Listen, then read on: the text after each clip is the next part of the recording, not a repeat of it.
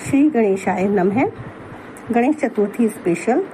विष्णु आदि देवताओं द्वारा गणेश की अग्र पूजा, पार्वती कृत विशेषोपचार सहित गणेश पूजन, विष्णुकृत गणेश स्तवन और संसार मोहन नामक कवच का वर्णन।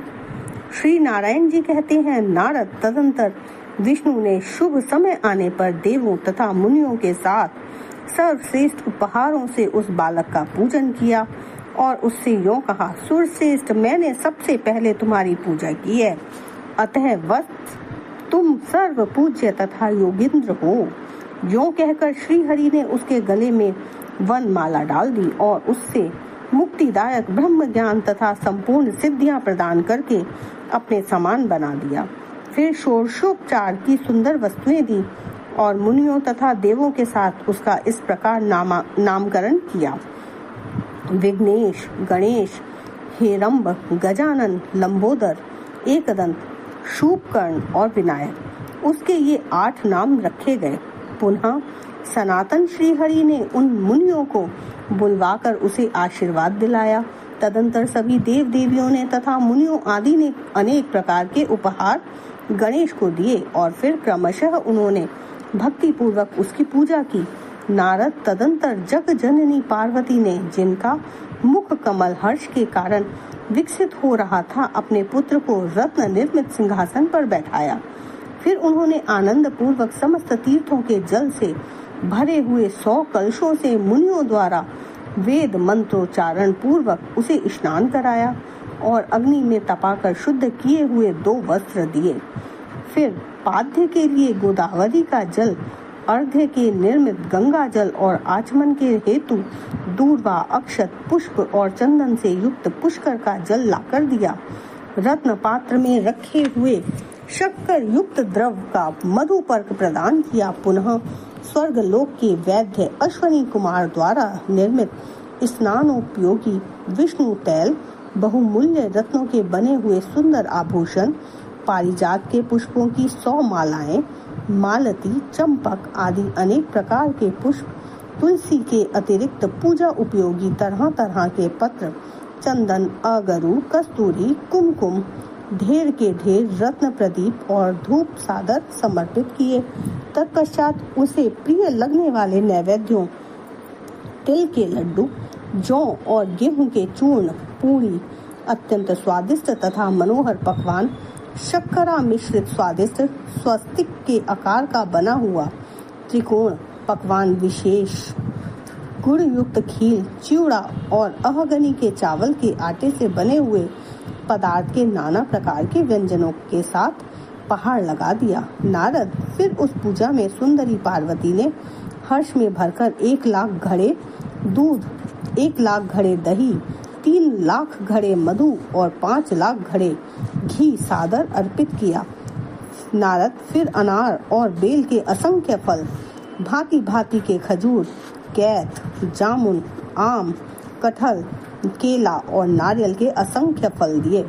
इनके सिवा और भी जो ऋतु के अनुसार विभिन्न देशों में उत्पन्न हुए स्वादिष्ट एवं मधुर पके हुए फल थे, उन्हें भी महामाया ने समर्पित किया। पुनः आचमन और पान करने के लिए अत्यंत निर्मल कर्पूर आदि से सुवासित स्वच्छ गंगा जल दिया। नारद इसके बाद उसी प्रकार सुवासित उत्तम रमणीय पान के बीड़े और बायन से परिपूर्ण सैकड़ों स्वर्ण पात्र दिए। तदंतर मेनका, हिमालय के पुत्र और प्रिय आत्मात्यों के गिरिजा के पुत्र का पूजन किया।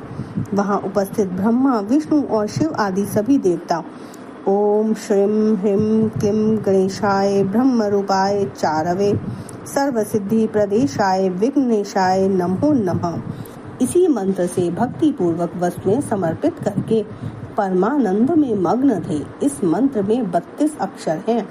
यह संपूर्ण कामनाओं का दाता, धर्म, अर्थ, काम, मोक्ष का फल देने वाला और सर्व सिद्धि प्रद है। इसके 5 लाख जप से ही जापक को मंत्र सिद्धि प्राप्त होती है। भारतवर्ष में जिसे मंत्र सिद्धि हो जाती है वह विष्णु तुल्य हो जाता है। उसके नाम स्मरण से सारे विघ्न भाग जाते हैं। निश्चय ही वह महान वक्ता, महासिद्ध, संपूर्ण सिद्धियों से संपन्न, श्रेष्ठ कवियों में भी श्रेष्ठ गुणवान, विद्वानों के गुरु का गुरु तथा जगत के लिए साक्षात वाक्पति हो जाता है। उस उत्सव के अवसर पर आनंद मग्न हुए देवताओं ने इस मंत्र से शिशु की पूजा करके अनेक प्रकार के बाजे बजवाए, उत्सव कराया, ब्राह्मणों को भोजन से तृप्त किया, फिर उन ब्राह्मणों को तथा विशेषतया बंदियों को दान दिया। नारायण जी कहते हैं, नारद तदनंतर उस सभा के बीच विष्णु भक्त परम भक्ति पूर्वक संपूर्ण विघ्नों के विनाशक उन गणेश्वर का भली भांति पूजा करके उनकी स्तुति करने लगे। श्री विष्णु ने कहा, ईश, मैं सनातन ब्रह्म ज्योति स्वरूप आपका स्तवन करना चाहता हूँ, परंतु आपके अनुरूप निरूपण करने में मैं सर्वथा असमर्थ हूँ, क्योंकि आप इच्छा रहित संपूर्ण देवों में श्रेष्ठ, सिद्धों और योगियों के गुरु, सर्वस्वरूप, सर्वेश्वर, ज्ञान राशि स्वरूप, अव्यक्त, अविनाशी, नित्य, सत्य, आत्मा स्वरूप, वायु के समान अत्यंत निर्लेप, छत रहित, सबके साक्षी, संसार सागर से पार होने के लिए परम दुर्लभ, माया रूपी नौका के कर्णधार, भक्तों पर अनुग्रह करने वाले, श्रेष्ठ, वर्णीय, वरदाता, वरदानियों के भी ईश्वर, सिद्ध, सिद्धि स्वरूप, सिद्धिदाता, सिद्धि के साधन, ध्यान से अतिरिक्त ध्येय,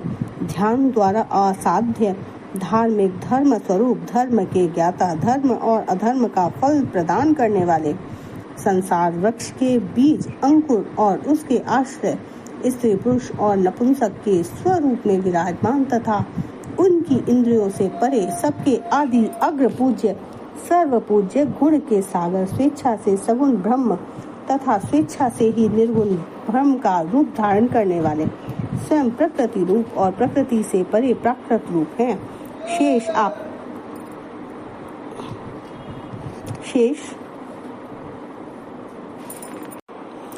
अपने सहस्रों मुखों से भी आपकी स्तुति करने में असमर्थ हैं। आपके स्तवन में न पंचमुख महेश्वर समर्थ है, न चतुर्मुख ब्रह्मा ही, न सरस्वती की शक्ति है और न मैं ही कर सकता हूँ, न चारों वेदों की ही शक्ति है, फिर उन वेदवादियों की क्या गणना। इस प्रकार देव सभा में देवताओं के साथ सुरेश्वर गणेश की स्तुति करके सुराधीश रमापति मौन हो गए।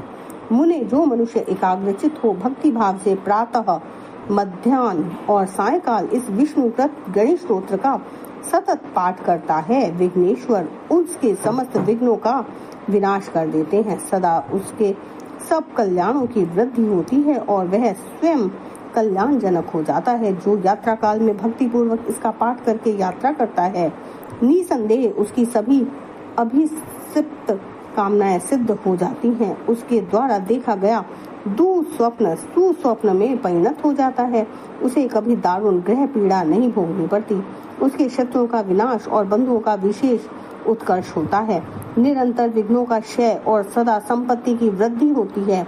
उसके घर में पुत्र पौत्र को बढ़ाने वाली लक्ष्मी स्थिर रूप से वास करती है। वह इस लोक में संपूर्ण ऐश्वर्यों का भागी होकर अंत में विष्णु पद को प्राप्त हो जाता है। तीर्थों, यज्ञों और संपूर्ण महादानों से जो फल मिलता है वह उसे श्री गणेश की कृपा से प्राप्त हो जाता है। यह ध्रुव सत्य है।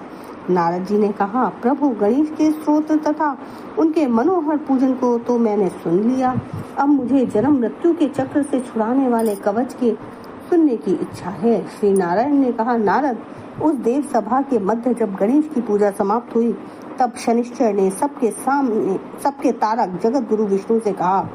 शनिश्चर बोले, वेद वेताओं में श्रेष्ठ भगवान संपूर्ण दुखों के विनाश और दुख की पूर्णतया शांति के लिए विघ्नहर्ता गणेश का कवच वर्णन कीजिए। प्रभु, हमारे माया शक्ति के साथ विवाद हो गया है, अतः उस विघ्न के प्रशमन के लिए मैं उस कवच को धारण करूंगा। तदंतर भगवान विष्णु ने कवच की गोपनीयता और महिमा बताते हुए कहा, सूर्य नंदन 10 लाख जप करने से कवच सिद्ध हो जाता है। जो मनुष्य कवच सिद्ध कर लेता है वह मृत्यु को जीतने में समर्थ हो जाता है। सिद्ध कवच वाले मनुष्य उसके ग्रहण मात्र से भूतल पर वागमी, चिरजीवी, सर्वत्र विजयी और पूज्य हो जाता है। इस माला मंत्र को तथा इस पुण्य कवच को धारण करने वाले मनुष्य के सारे पाप निश्चय ही नष्ट हो जाते हैं। भूत, प्रेत, पिशाच, कूष्मांड, ब्रह्म राक्षस, डाकनी, योगनी, बेताल आदि बाल ग्रह तथा क्षेत्रपाल आदि कवच के शब्द मात्र से श्रवण से भयभीत होकर भाग खड़े होते हैं। जैसे गरुड़ के निकट सर्प नहीं जाते, उसी तरह कवचधारी पुरुषों के सन्निकट आदि अर्थात मानसिक रोग, व्याधि, शारीरिक रोग और भयदायक शोक नहीं फटकते। इसे अपने सरल स्वभाव वाले गुरु भक्त शिष्य को ही बतलाना चाहिए। शनिश्चर इस संसार मोहन नामक कवच के प्रजापति ऋषि हैं, बृहति छंद हैं और स्वयं लंबोदर गणेश देवता हैं। धर्म, अर्थ, काम और मोक्ष में इसका विनियोग कहा गया है। मुने यह संपूर्ण कवचों का सारभूत है। ओम गण हुम गणेशाय स्वाहा, यह मेरे मस्तक की रक्षा करे। 32 अक्षरों वाला मंत्र सदा मेरे ललाट को बचावे। ओम ह्रीम क्लीम श्रीम गम, यह निरंतर मेरे नेत्रों की रक्षा करे। विघ्नेश भूतल पर सदा मेरे तालू की रक्षा करे। ओम ह्रीम श्रीम क्लीम, यह निरंतर मेरी नासिका की रक्षा करे तथा ओम गौ गम सुपकणाय स्वाहा, यह मेरे होठों को सुरक्षित रखे। षोडशोक्षर मंत्र मेरे दांत, तालू और जीभ को बचावे। ओम लम श्री लंबोदराय स्वाहा, सदा गंडक स्थल की रक्षा करे। ओम क्लीम ह्लीम विघ्नाशाय स्वाहा, सदा कानों की रक्षा करे। ओम श्रीम गम गजाननाय स्वाहा, सदा कंधों की रक्षा करे। ओम ह्रीम विनायकाय स्वाहा, सदा पृष्ठ भाग की रक्षा करे। ओम क्लीम ह्रीम कंकाल की और गम वक्ष स्थल की रक्षा करे।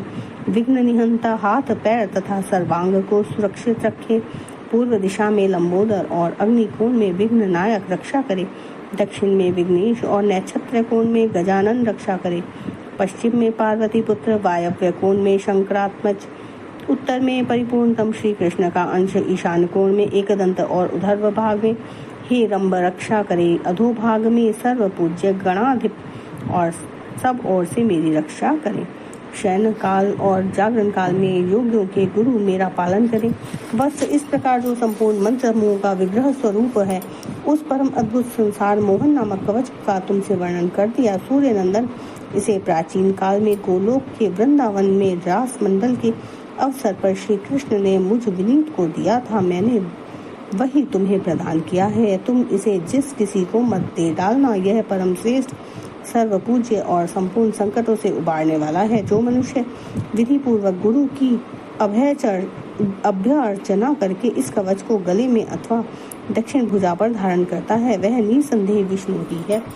गहेंद्र, हजारों अश्वमेध और सैकड़ों वाजपेयी यज्ञ इस कवच की 16वीं कला की समानता नहीं कर सकते। जो मनुष्य इस कवच को जाने बिना शंकर स्वर्ण गणेश की भक्ति करता है, उसके लिए 100 लाख जपने पर भी मंत्र सिद्धिदायक नहीं होता। इस प्रकार सूर्य पुत्र शनिश्चर को यह कवच प्रदान करके सुरेश्वर विष्णु चुप हो गए। तब समीप में स्थित परमानंद में निमग्न हुए देवताओं ने कहा, श्री हरि की जय।